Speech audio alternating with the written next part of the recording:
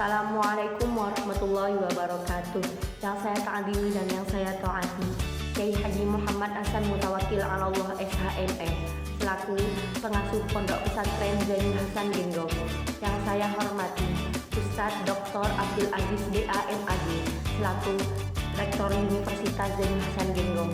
Yang saya hormati Ustadz Dr. Abdul Aziz DAMAG selaku dosen pembimbing 1. Yang saya hormati Ustadzah Wafi Abdul Akidah MD selaku dosen pembimbing 2, dan tak lupa pula kedua orang tua saya yang saya cintai. Perkenalkan, nama saya Cindy Nur Cahyani dari program studi Ekonomi Syariah Fakultas Ekonomi Bisnis Universitas Zainul Hasan Genggong. Pada kesempatan ini, izinkan saya memaparkan proposal saya yang berjudul Analisis Pengembangan dan Daya Saing Usaha Suq Lapis Genggong dalam Perspektif Maqasid Syariah untuk Menghadapi Persaingan Pasar. Perlu kita ketahui bahwasanya pengembangan usaha dan daya saing merupakan faktor utama untuk mempertahankan keberlanjutan usaha, terutama UMKM yang memakai bahan dasar pangan lokal. Nah, salah satu UMKM tersebut adalah UMKM Suq Lapis Genggong yang dimana menggunakan bahan dasar utama umbi suq. Nah, Suq Lapis Genggong ini diproduksi oleh pesantren Zainul Hasan Genggong. Sangat inovatif untuk rasa-rasanya. Ada coklat, ada red velvet, tantan, dan banyak lainnya. Untuk Suq Lapis Genggong ini juga memiliki harga yang sangat ramah di kantong bagi berbagai kalangan.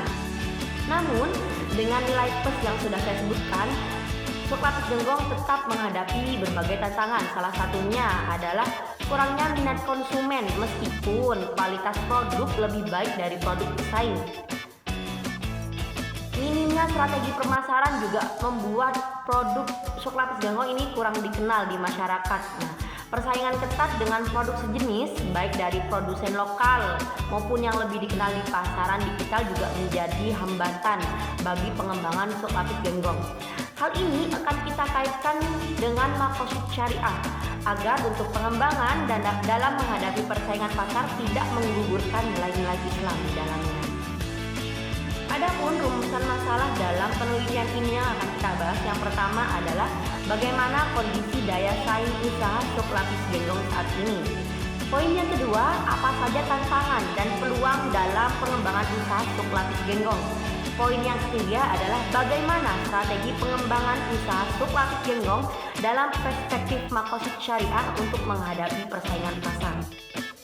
Adapun untuk tujuan dari penelitian ini, yang pertama adalah untuk menganalisis kondisi daya saing dari Suq Lapis Genggong. Yang kedua adalah mengidentifikasi tantangan dan peluang pengembangan usaha Suq Lapis Genggong. Dan poin yang terakhir adalah untuk merumuskan strategi pengembangan usaha berbasis maqasid syariah untuk menghadapi persaingan pasar.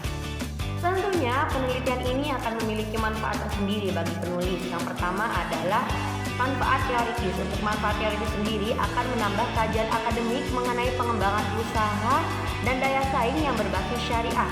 Nah, untuk manfaat praktisnya sendiri adalah untuk memberikan rekomendasi strategi bagi pengelola Suq Lapis Genggong, tentunya tetap dalam landasan maqasid syariah. Kajian teori yang akan kita bahas pada penelitian ini, yang pertama adalah mengenai konsep daya saing. Nah, konsep daya saing sendiri adalah bagaimana cara kita untuk mempertahankan usaha kita di tengah gempuran pasar atau gempuran dari produk-produk yang lain. Nah, tentunya dengan inovasi dan efisiensi. Untuk faktor-faktor yang mempengaruhi daya saing, yang pertama adalah mengenai pemasaran dan branding. Yang kedua adalah kualitas produk dan pelayanan. Dan yang terakhir adalah efisiensi operasional. Kajian teori yang kedua mengenai pengembangan usaha. Untuk strategi pengembangan usaha yang bisa dipakai oleh Suq Lapis Genggong adalah yang pertama, peningkatan kualitas produk. Yang kedua, pemanfaatan media digital yang untuk memaksimalkan pemasaran melalui e-commerce atau media sosial. Selanjutnya ada kolaborasi dengan mitra bisnis. Kerjasama ini semisal menambah reseller atau marketplace besar. Nah, yang selanjutnya ada ekspansi pasar. Ini untuk menjangkau konsumen di luar daerah melalui distribusi yang lebih luas. Yang terakhir kita kaitkan dengan makosid syariah. Nah, untuk makosid syariah sendiri di sini ada hifz ad-din atau menjaga agama. Nah, bisnis dilakukan secara halal dan sesuai syariat. Yang kedua ada hifz an-nafs atau menjaga jiwa. Untuk hifz an-nafs ini produk harus aman dan sehat untuk dikonsumsi. Selanjutnya ada hifz al-aql atau menjaga akal. Nah, untuk ini produk harus berkualitas dan tidak mengandung zat yang berbahaya. Ada juga hifz an-nas atau menjaga keturunan. Nah, untuk ini bisnis memberikan manfaat bagi keluarga dan generasi mendatang. Dan yang terakhir ada hifz al-mal atau menjaga amal atau harta. Nah, ini untuk keuntungan bisnis bisa dikelola dengan jujur dan transparan. Itu adalah kaitan dari beberapa konsep atau poin yang akan kita kaji. Adapun untuk metode penelitian yang kita pakai dalam penelitian ini adalah deskriptif kualitatif yang bertujuan untuk menggali lebih dalam bagaimana sebenarnya untuk stok lapis genggong tanpa menggunakan perhitungan statistik.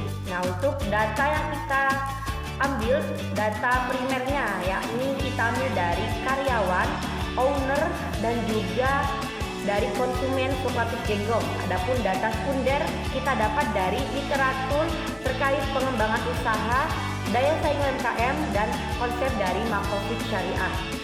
Untuk teknik pengumpulan data kita yang pertama memakai observasi, yakni terjun langsung, melihat langsung bagaimana sebenarnya usaha stok lapis genggong, bagaimana produksinya, bagaimana pemasarannya dan pengembangannya, dan banyak data yang kita ambil dari observasi. Yang kedua ada wawancara. Wawancara ini kita untuk mendapatkan data lebih dalam tentang tantangan dan strategi bisnis dari pemilik usaha atau owner.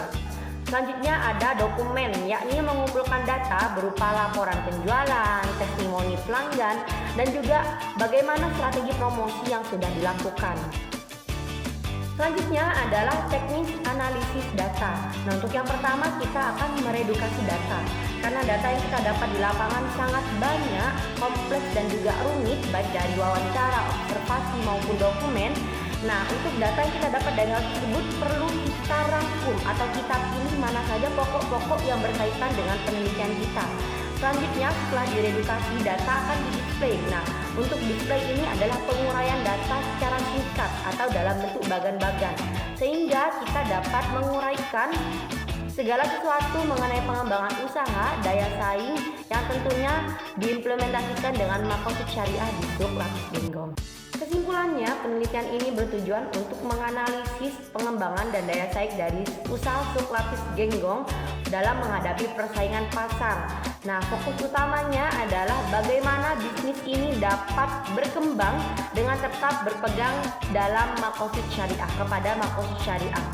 Harapannya, hasil dari penelitian ini dapat memberikan manfaat bagi pelaku usaha dalam meningkatkan kualitas produk dan strategi pemasaran. Terima kasih. Saya Sindil Cahyani dari Prodi Ekonomi Syariah Universitas Zainul Hasan Genggong pamit undur diri. Mohon maaf apabila dari awal sampai akhir terdapat kata-kata yang kurang berkenan. Akhir kata, wassalamualaikum warahmatullahi wabarakatuh.